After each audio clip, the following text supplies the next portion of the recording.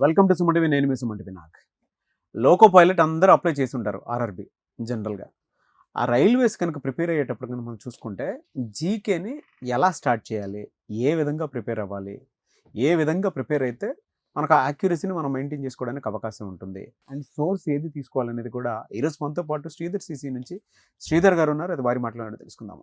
నమస్కారం సార్. నమస్తే సార్, ప్రతి ఒక్క స్టూడెంట్కి జీకే అనేది అదొక సముద్రం, ఓషన్ లాంటిది. కాబట్టి ఎలా ప్రిపేర్ అవ్వాలి, ఎక్కడి నుంచి ప్రిపేర్ అవ్వాలి, ఏ సోర్స్ తీసుకోవాలనేది చాలా పెద్ద డైలమా క్వశ్చన్. అసలు దాన్ని ఏ విధంగా ప్రిపేర్ అవ్వాలి, ఒక స్ట్రక్చర్డ్గా ఏమైనా చెప్పగలుగుతారా? డెఫినెట్గా అండి. మొత్తం జనరల్ స్టడీస్ అంటారు దీన్ని. జనరల్ స్టడీస్లో 10 సబ్జెక్టులు ఉంటాయండి. Physics, chemistry, botany, zoology, history, economy, polity, geography, current affairs and computers. Okay. ఈ 10 సబ్జెక్టులకు గాను depending on the exam 25 to 30 marks ఉంటాయండి రైల్వేలో. ఈ 25 to 30 మార్క్స్లో వీళ్ళు నన్ను ఎక్కువ తెచ్చుకోవాల్సినటువంటి పరిస్థితులు ఇప్పుడు వస్తున్నాయండి. ఎందుకని? ఇంతకుముందు కొంచెం తక్కువ వచ్చినా కూడా, జనరల్ స్టడీస్ తక్కువ వచ్చినా కూడా ఉద్యోగం తెచ్చుకునే అవకాశం ఉండేది. కానీ ఇప్పుడు కాంపిటీషన్ పెరిగిపోయి కట్ ఆఫ్ మార్కులు బాగా పెరుగుతున్న సందర్భంలో దీంట్లో మార్కులు రీజనబుల్గా రావాల్సిన పరిస్థితులు ఉన్నాయండి. ఆ సబ్జెక్ట్ చదువుకోవటం ఎలా చదువుకోవాలి, ఏ సోర్స్ చదువుకోవాలి, అన్నిటికన్నా అద్భుతమైనటువంటి సోర్స్ ఏంటంటే 6th క్లాస్ నుంచి 10th క్లాస్ వరకు ఉన్న ఈ సబ్జెక్ట్ పుస్తకాలండి. బేసిక్స్ అండి. ఓకే. స్కూల్ టెక్స్ట్ బుక్లు అండి, లైన్ టు లైన్. ఇది అయిపోయిన తర్వాత ఎన్సిఆర్టీ బుక్స్ అండి, స్టాండర్డ్ బుక్స్ అండి అవి. ఓకే. నెక్స్ట్ వీటిని బేస్ చేసుకొని మా బోర్డ్ కోచింగ్ సెంటర్లో ఎన్సిఆర్టీ బుక్స్ మొత్తం చదవటం కష్టం అనే ఉద్దేశంతో ఎన్సిఆర్టీ బుక్స్ని ఆబ్జెక్టివ్ కింద కన్వర్ట్ చేసి మనం మెటీరియల్ కూడా ప్రొవైడ్ చేస్తున్నామండి. మనం ఇచ్చే మెటీరియల్లో ఎన్సిఆర్టీ బుక్స్ మీద మెటీరియల్ ఉంటుంది. ఓకే. వాటిల్ని కొంచెం ఎక్స్టెన్సివ్ రిపీటెడ్గా చదువుతూ ఉండాలి. ఓకే. అంటే దానికి 10 కోచింగ్ సెంటర్ల మెటీరియల్ దగ్గర పెట్టుకొని కష్టం అండి. అది ఒకటి చదవటానికే ఈ 10 సబ్జెక్టులు చదవాలంటే 5-6 నెలలు పడుతుందండి. ప్రాక్టికల్ రీజన్స్ గుర్తుపెట్టుకోవాలి మళ్ళీ వీటన్నిటిని. ఈ 8 సబ్జెక్టులు అంటే స్టాండర్డ్ సబ్జెక్టులు ఉన్నాయి కదండి. Social, science. అంటే సోషల్ అంటేనేమో history, economy, Geography, polity. Science అంటే ఫిజిక్స్, కెమిస్ట్రీ, బాటనీ, జువాలజీ. ఇవన్నీ ఆ ఎన్సిఆర్టీ బుక్స్ నుంచి చదువుకోవాలండి. అదేవిధంగా టైం ఉండి, ఇంట్రెస్ట్ ఉండి, రూట్స్ నుంచి తీసుకొద్దాం అనుకునే వాళ్ళు స్కూల్ టెక్స్ట్ బుక్లు అండి, గవర్నమెంట్ టెక్స్ట్ బుక్లు అండి. అంతే తప్పించి ఏ ప్రైవేట్ పబ్లిషర్ బుక్స్ చదవాల్సినటువంటి అవసరం లేదు.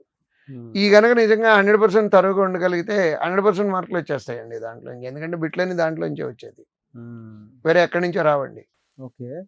నెక్స్ట్ కంప్యూటర్స్కి ఫండమెంటల్స్ కాబట్టి దానికి ఒక సోర్స్. కరెంట్ అఫైర్స్ ఇది కొంచెం ఇంపార్టెన్స్ కొద్దిగా పెరిగిందండి రీసెంట్ ఎగ్జామ్స్లో.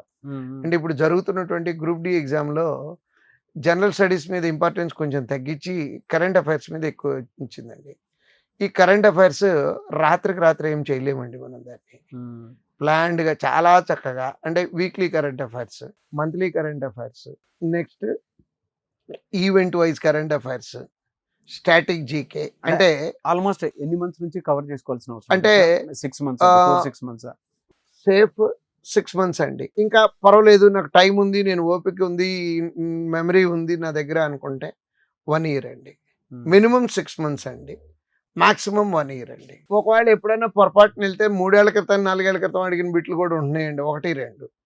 ఆ 1 బిట్ 2 బిట్ల కోసం వెనక్కి 3 ఏళ్ళు 2 ఏళ్ళు వెళ్ళి చదవటం కొంచెం కష్టం అండి. 6 months నుంచి 1 year. మీరు అలా చెప్తుంటే స్ట్రెస్ వస్తుంది సార్ నాకు. అంటే అది ఓషన్ కదా, 1 year అనగానే 1 year బ్యాక్ వెళ్ళాలి. అందుకనే దీనికి ఏం చెప్తామంటేనండి, రీజనింగ్, అర్థమెటిక్లో 100% మార్కులు తెచ్చుకొని, ఇక్కడ 100% అనలేదండి, 100% జీకేలో మార్కులు తెచ్చుకోవటం అనేది ఇంపాసిబుల్ అండి. ఒకవేళ నిజంగా మీకే ఎగ్జామ్లో 100% వచ్చినాయి అంటే అదృష్టవంతులని పిలుస్తాం కానీ తెలివితేటలు ఉన్నాయని పిలవమండి. ఎందుకనంటే అక్కడ ఎంత తెలియగలడైనా ఎన్ని చదివినా ఎక్కడో చోట మిస్ అవుతాం బిట్టు. అక్కడ మనం వేసిన రాయి తగిలి ఉంటుందండి. ఓకే. 100% మార్కులు వచ్చినాయి అంటే దాని మీనింగ్ అదే తప్పించి అదృష్టవంతుడనే పిలుస్తాము, తెలివిగలడు వాడిని తీసుకెళ్ళి క్లాస్లో నుంచోబెట్టి ఎలా వచ్చి నీ స్ట్రాటజీ ఏంటి ఇది కూడా ఎక్కడ చెప్పించని కూడా చెప్పించండి. ఓకే. రీజనింగ్లో 100% వచ్చినాయి అంటే డెఫినెట్గా వర్క్ చేసినట్టు అక్కడ లక్ అన్నానండి నేను. క్వాంటిటీ ఆప్టిట్యూడ్లో 100% వచ్చినాయి అన్న లక్ కాదండి, ఇట్స్ ప్యూర్లీ హార్డ్ వర్క్ అండి. Hard work out of interest. But current అఫైర్స్లో వీళ్ళు నన్ను ఎక్కువ రావాలని అనుకుంటామే తప్పించి we never ever aim it 100%. But the best source అయితే మటుకు స్కూల్ టెక్స్ట్ బుక్లు. ఇది నెక్స్ట్ ఇంకో పాయింట్ ఉందండి, పీవైక్యూలు అంటాము, ప్రీవియస్ ఇయర్ క్వశ్చన్స్. రైల్వేలో ప్రీవియస్ ఇయర్ క్వశ్చన్స్ బాగా చదువుకోవాలండి. కారణం ఏంటంటే నంబర్ ఆఫ్ స్లాట్లు ఎక్కువ జరిగేటప్పటికి, అంటే స్లాట్లు ఇన్ ద సెన్స్ ఇప్పుడు for example group D exam తీసుకున్నాం అనుకోండి, రోజుకి 4 స్లాట్లు చొప్పున 40 రోజులు జరుగుతున్నాయి అంటే 120, 130 నుంచి 200 స్లాట్ల వరకు జరుగుతున్నాయండి. ఓకే. వాటిల్లో ఇచ్చిన బిట్లన్నీ పోగేసుకొని 2 సంవత్సరాలే 3 సంవత్సరాలే చదివేస్తే సిలబస్ అంతా అయిపోద్దండి నిజం చెప్పాలంటే. దాంట్లో నుంచి బయటికి వెళ్ళే అవకాశం తక్కువ ఉంటుందండి. ఓకే. సో పీవైక్యూలు ఆ విధంగా రైల్వే ఎగ్జామ్లో వైటల్ రోల్ ప్లే చేస్తాయండి. బట్ కరెంట్ అఫైర్స్ మటుకు ఒక్క సోర్సే నమ్ముకోమని చెప్తాను నేను, whatever the source it may be. అంతేగాని ఎక్కువ మంది పిల్లలు జిరాక్స్ సెంటర్ దగ్గర టైం గడుపుతూ ఉంటారండి. పలానా వాడిది రిలీజ్ అయిందంట, దాన్ని జిరాక్స్ తీసుకుందాం, ఎన్ని పేజీలు చదువుతామండి సార్? అన్ని చెప్తున్నారు కదా సార్, మీ సోర్స్ నమ్ముకుంటే ఏమొస్తుంది సార్ అసలు? మా సోర్స్ నమ్ముకుంటే మా స్ట్రైక్ రేట్ రోజు రోజు పెరుగుతూ ఆల్మోస్ట్ ఇప్పుడు ఇవాళ ఉన్న పరిస్థితుల్లో 50% వరకు రీచ్ అవుతున్నాం. 50%. కొన్ని ఎగ్జామ్స్లో అయితే రీసెంట్ ఎగ్జామ్స్లో, అంటే రైల్వే ఎగ్జామ్స్ ఇంకా పూర్తిగా అవ్వలేదు కాబట్టి ఇంకా అనలైజ్ చేయలేదు, ఈ ఎగ్జామ్లోనే కరెంట్ అఫైర్స్ ఎక్కువ అడుగుతున్నాడండి ప్రస్తుతం జరుగుతున్న గ్రూప్ డిలో. మళ్ళీ ఇంకో నెల తర్వాత మళ్ళీ ఇంకో వీడియో చేద్దాము, గ్రూప్ డిలో స్ట్రైక్ రేట్ ఏంటో నేను క్లియర్గా చెప్తాను. బట్ ఇప్పుడు ఏ పర్సంటేజ్ ఉంది సార్ ఇప్పుడు మీదైతే? బ్యాంక్ ఎగ్జామ్స్లో అయితే మన ఎస్బీఐ క్లర్క్ మెయిన్స్ ఎగ్జామ్ జరిగిందండి, 2 స్లాట్లు జరిగింది. ఒక స్లాట్లో 50 బిట్స్కి 26 బిట్స్ కవర్ చేసామండి.